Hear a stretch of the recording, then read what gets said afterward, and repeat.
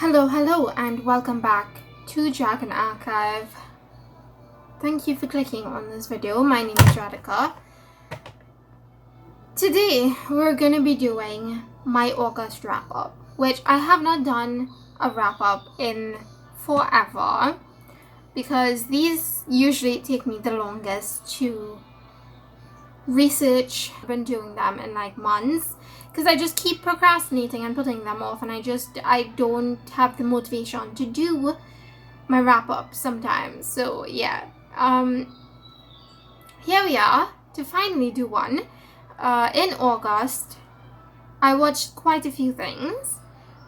So let's get started. I'm gonna go from least liked to most favorite with a 2.3 average star rating for the Twilight Saga. So I watched the entire Twilight Saga in August. This is a 5-film franchise, and yeah, let's get into the details. Each one is rated differently, but I did an average rating to figure out where I wanted to talk about the series in. So we're at the bottom of the list. Let's start with Twilight, which was directed by Catherine Hardwicke, and it's starring Kristen Stewart and Robert Pattinson. There are, of course, many other stars in this movie. I just don't want to list them all because we would be sitting here forever. This is, of course, extended to all the movies on this list. If I don't mention a particular actor, it's just because I don't want to spend forever talking about each movie. So, yeah. Twilight is about our main character, Bella Swan, who moves into a small, rainy town to stay with her dad. And she becomes fascinated by a few of her classmates who seem to be different from everybody else. Let's just leave it at that. I'm sure if you've been around for a while, you know what Twilight is about.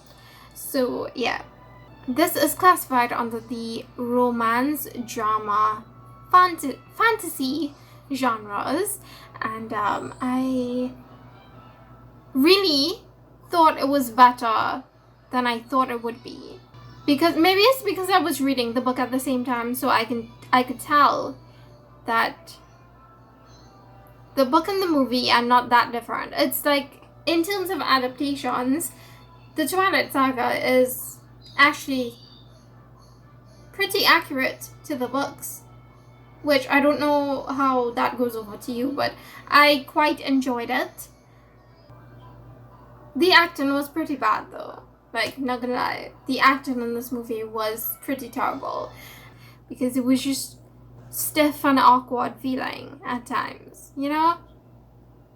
Yeah. I gave it a 3.5 out of 5 stars. New Moon was a little better, which is the second film.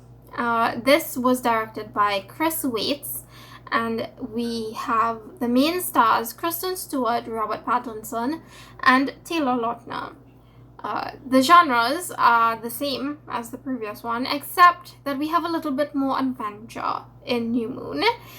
This one follows the events of the first movie and kind of the fallout from the climax of Twilight. We're also introduced to a new type of creature, and Bella is kind of slowly losing her mind. This one was probably my favorite of the series, and mostly because it's because of Jacob. And reading the books at the same time, I could tell that I also liked this one more because of Jacob. I felt so sorry for him. Oh my gosh, poor Jacob. So, yeah. So my two favorite characters of this show so far are Jacob and Jasper. I just have a soft spot for Jasper. I've always had a soft spot for him. I don't know why. I gave this one a 4 out of 5 stars. Eclipse, the third installment, I thought was better at the time that I was watching it. However, I gave it a 5 stars at that time. However, Since then, when I went to do my notes for this video, I cannot remember a single thing that happened in Eclipse, which means I should probably lower the rating, because I have no memory of this film. So I lowered it to a 1 star, because if I can't remember it, then it probably wasn't worth watching it, you know? Yeah. And I can give you the basic facts of it because I tried to do some research. It was directed by David Slade, with the returning cast members and a few others from the previous films. That's it. That's all I have to say about this movie. It was truly unmemorable. Next we have Breaking Dawn Part 1, which was the worst movie of the series, in my opinion. I hated it. Nothing really happens in it. It's a bridge movie between Eclipse and Breaking Dawn Part 2. And I feel like it might have been better if it was just condensed into like a 15-minute segment of the movie instead of like splitting Breaking Dawn into 2 completely separate movies. Because like, this one just made no sense. It could have been a 15-minute piece. So in the end, I gave it 1 star. Breaking Dawn Part 2 was marginally better. But honestly, at this point, I was kind of just done with the series. This one was directed by Bill Condon, and that makes sense because he directed the first part, so he had to direct the second part as well, you know, yeah. I feel like this one was just a fever dream. Breaking Dawn Part 2 was just unreal. I give it a 2 out of 5 stars. And I really don't know if I would rewatch this series again. Probably just the first 2 movies. If I could find it somewhere. It's now unavailable on Netflix. So there's that. Okay, so next up, with a rating of 2.5 stars, we have Meg 2, The Trench, directed by Ben Wheatley, which this is starring Jason Statham, Wu Jing, and Shuya Sophia Kai. I think that's how you pronounce this. The genres are action, horror, and sci-fi. Synopsis: during a routine dive into the deep blue depths, a research team is plunged into disaster when they discover an illegal mining station in the deepest parts of the ocean.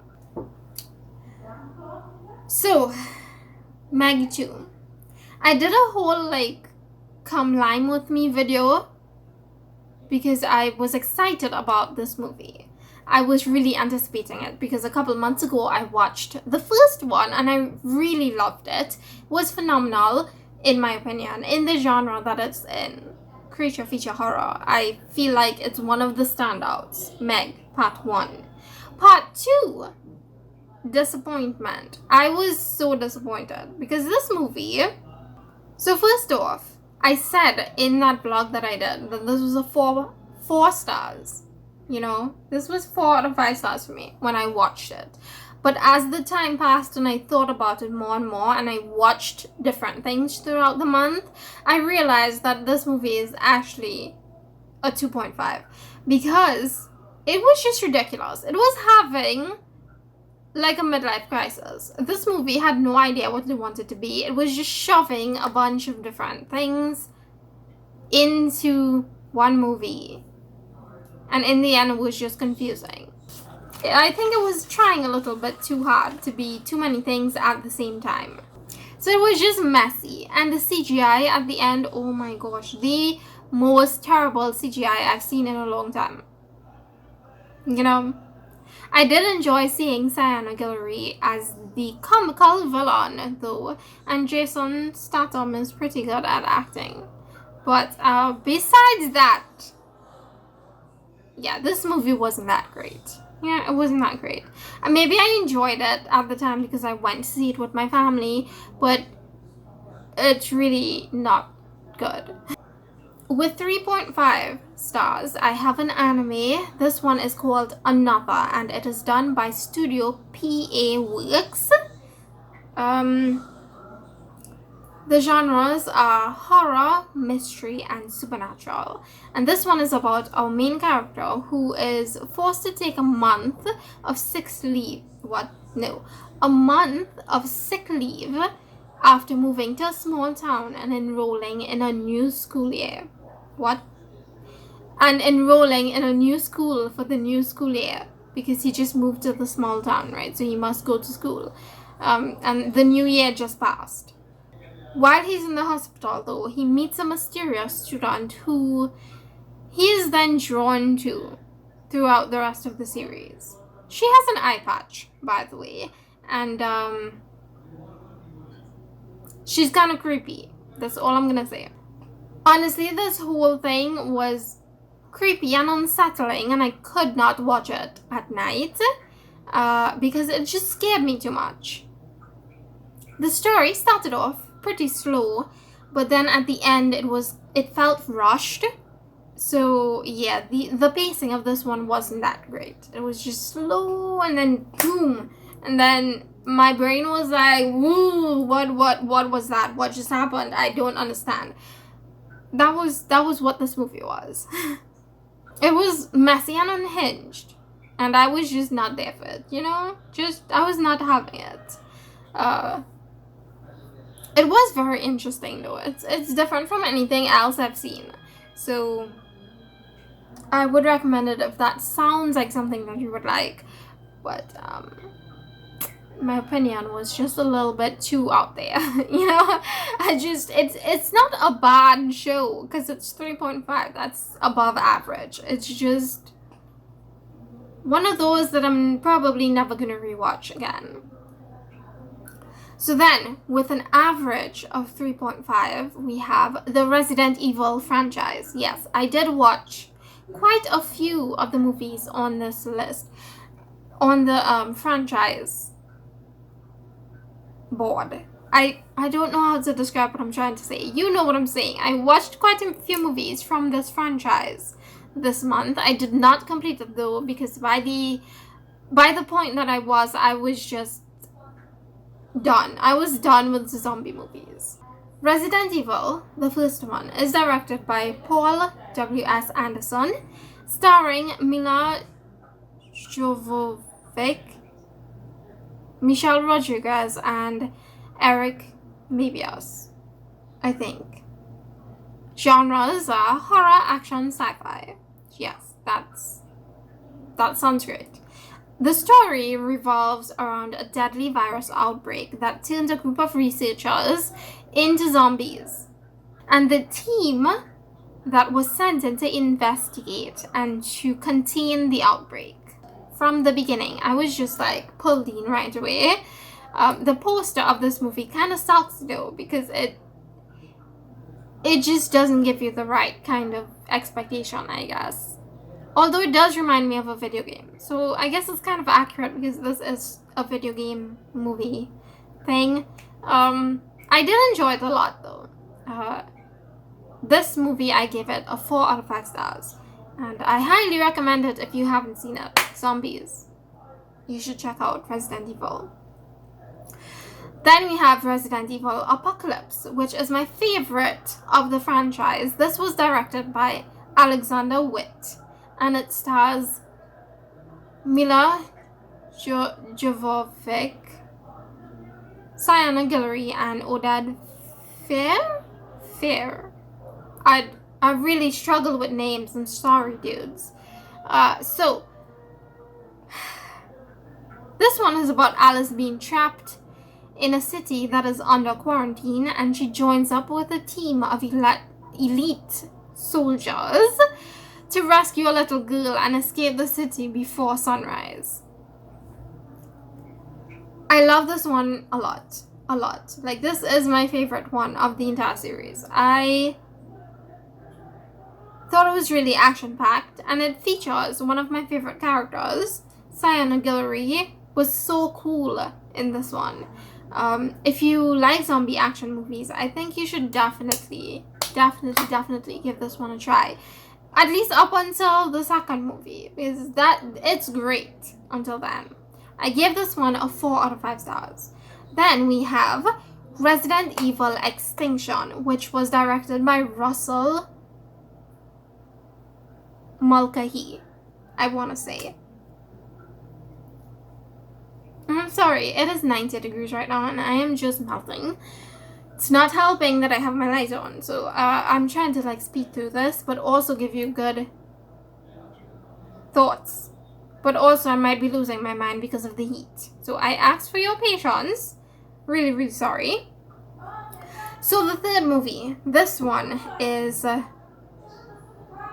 set years after the Raccoon City disaster, and Alice joins up a caravan of survivors who are making their way across the Nevada desert.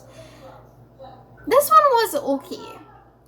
I was entertained by it, but it doesn't really stand out as anything special. The birds really freaked me out though. I gave this one a 3 out of 5 stars. Resident Evil Afterlife, which was directed again by Paul W. S. Anderson. This one is starring our girl Mila with Wentworth Miller, Ali Lotta, and Kim Coates. I feel like I might have gotten that wrong. I'm sorry.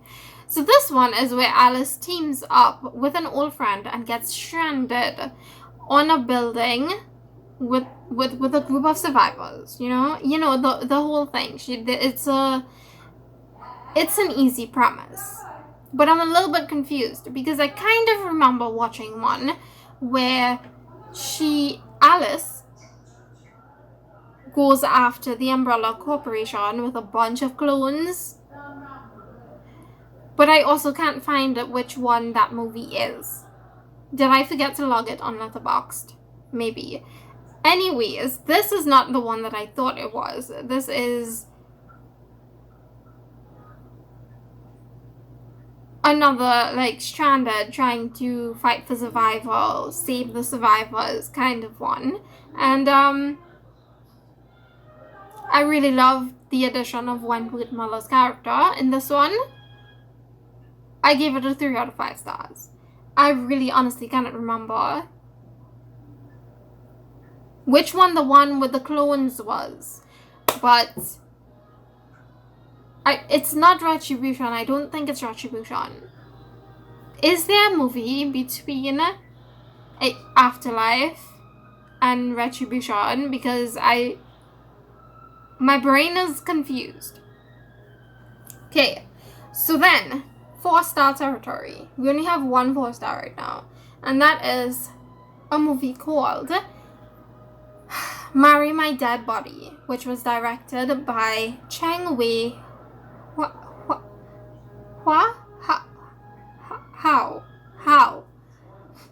Cheng Wei Hao, and it is starring Greg Hu,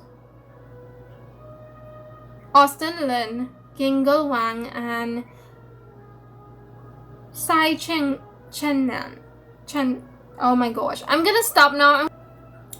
This one is a comedy mystery action movie, and I am gonna take the synopsis directly from Letterboxd because I just don't really know how to summarize it. So it says, after finding an odd envelope, policeman Ming Han's life takes a spooky turn. He's now wed to a ghost husband and they must solve a crime together. Which, that is a pretty accurate description. This is a mystery, and a lot of it is our hero trying to find the killer of his ghost husband and trying to free the ghost so he can move on to the afterlife. But it was a lot more than that. It was way more emotional and like wholesome than I thought it was gonna be, and I really liked it. You should give it a watch if this sounds like something that you would enjoy, because it was good. It was really good. Okay, now we're on to the top tier. We're on to 5-star territory. This is where I loved these movies / series, and I would probably rewatch them at some point. And I also highly recommend them if you haven't seen them yet. So, the first one, Transformers Rise of the Beasts, which was directed by Stephen Caple Jr. And this is starring Anthony Ramos, Dominique Fishback, and Peter Cullen. And the genres are action, adventure, sci-fi. This is a team effort with Optimus Prime and the Autobots teaming up alongside the Maximals to try to save the world from a group of evil robots. It's a huge robot battle. In summary, that's what it is. It was so cool. My eyes were glued to the screen the entire time. I just could not look away. I just was engrossed in this film. I know that this one is far along in the franchise and it might not be the best one, but it's been so long since I've seen a Transformers movie that I was blown away by it. And yeah, that's why it's at the top of this list. Then we have Heart of Stone, which was directed by Tom Harper. This is starring Gal Gadot, the lady who acted in Wonder Woman, her, Jamie Dornan, Alia Bhatt, and Sophie Okonedo. Right. I'm sorry. I butchered all of those names again. You know, I'm not that great at them. Okay, so the genres are thriller / action, and this I am also going to use the Letterboxd synopsis for, because I cannot summarize it any other way. So this one says, an intelligence operator for a shadowy global peacekeeping agency races to stop a hacker from stealing its most valuable and dangerous weapon. So, I had seen this movie trending on Netflix for a while and I was kind of curious about it because it was there for like weeks. And so, curiosity got the better of me and I watched it. And it was great. The first 15 minutes of this movie felt like a movie by itself. And yeah, I don't know what else to say. It was a high stakes, fast-paced movie that hit just right. The acting was great, the visuals were amazing. It was checking all the boxes. Jujutsu Kaisen, the first season. This is done by Mappa Studios and the genres are action / fantasy with 24 episodes. This is about our main character Yuji, who gets entangled in the world of Jujutsu sorcerers after he ate a cursed object and kind of helps defeat a demon at his high school. This anime is amazing. It's action-filled and comedic and has a lot of likable characters. There are a lot of characters to root for in this series, and Gojo is one of my favorite characters of all time. So yeah, it's one of the best animes out there in my opinion. You should watch it if you haven't already. It's great. It's top tier level. Okay, so finally we've reached the last one. The best movie that I watched in August was, brace yourself, Hotel Transylvania. Yes, you heard that right. This is an animated film directed by Genndy Tartakovsky. I hope I said that right. With voice actors Adam Sandler, Andy Samberg, Selena Gomez, and Kevin James. The synopsis is also from Letterboxd because I just loved it when I read it. This says, welcome to Hotel Transylvania, Dracula's lavish 5-star resort where monsters and their families can live it up and no humans are allowed. One special weekend, Dracula has invited all his best friends to celebrate his beloved daughter Mavis's 118th birthday. However, the fun really starts when a human stumbles into the hotel and changes everything. I have not seen a movie this good in a while. It was funny and adorable and wholesome, and I enjoyed every minute of it. I mean, except for the annoying human. We're not gonna talk about him. It was really nice to see Dracula like in a new light, because he's always the villain, because obviously Dracula villain, but I really liked following him as the main character for once. It was great. It was a lot of fun. I highly recommend it. Yes, that was it. Those are all the things that I watched in August. Thank you so much for sticking to the end of this video. I'm gonna go now because it's really hot and I've been talking for a while. I will see you all in the next video. Don't forget to leave me a like if you liked it. Subscribe if you'd like to see more of my videos. Leave me a comment down below and tell me, have you seen any of these movies or like series / animes? Let me know down below, because I'm really curious. And I will see you guys in the next one. Until then, bye.